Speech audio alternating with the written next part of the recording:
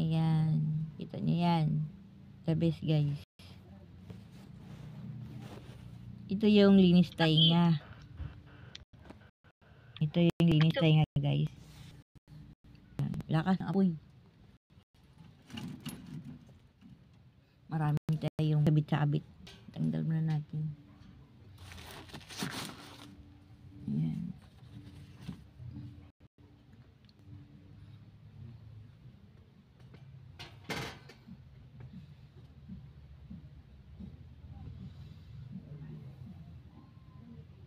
Pag natapos na po yan, guys, makita nyo po yung pakamdam. Marami nagchismis na dilat to.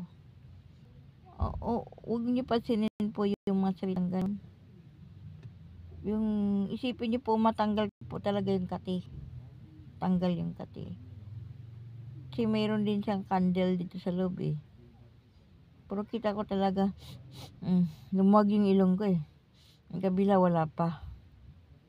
Yun. Yan ang dapat naramdaman nyo. Kasi lagi ako sa ospital. Sobrang kati yan. Pero pag naano, kasi may usok siya, yung usok niya yung nagpapatay ng bacteria at virus sa loob. Diba, minsan pag yung tatay natin napasukan ng tainga natin ng mga langgam. Tapos kukuha agad yung tatay natin ng sigarilyo, tapos pausukan yung ilong, ayaw tega. Yun po guys. Pati dito sa ilong ko, lumalabas yung makati. Bakterya yun. Yung ano, parang ramdam mo parang may gumagapang. Yan, lalabas dito sa ano mo, dito sa ilong mo. Yun o. Yan guys. Dapat ingatan nyo. Siyempre masusunog tayo pag hindi kayo mag-iingat. Yan. Ramdam nyo po talagang makati yung tenga. Kaya ginagalaw ko siya. Gusto ko siyang kamutin sa loob.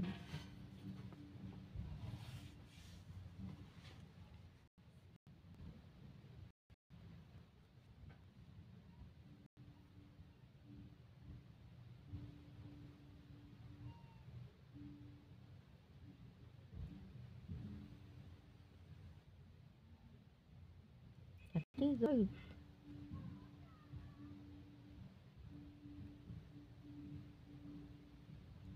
Ikaw makapakalis, makati. Luwag-luwag na yung ilong ko. Yung ano.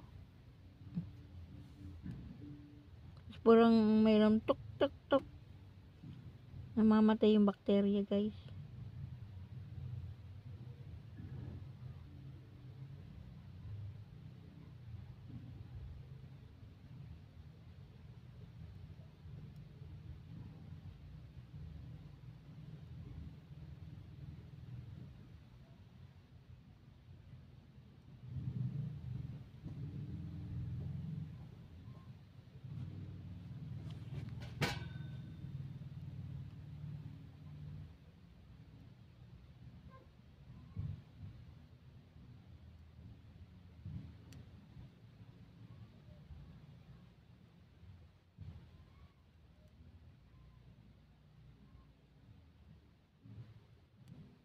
Ano? May pitik-pitik guys.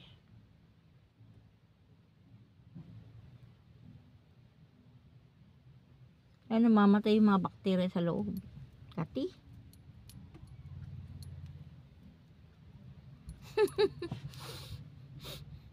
Kati sobra. Ano kati?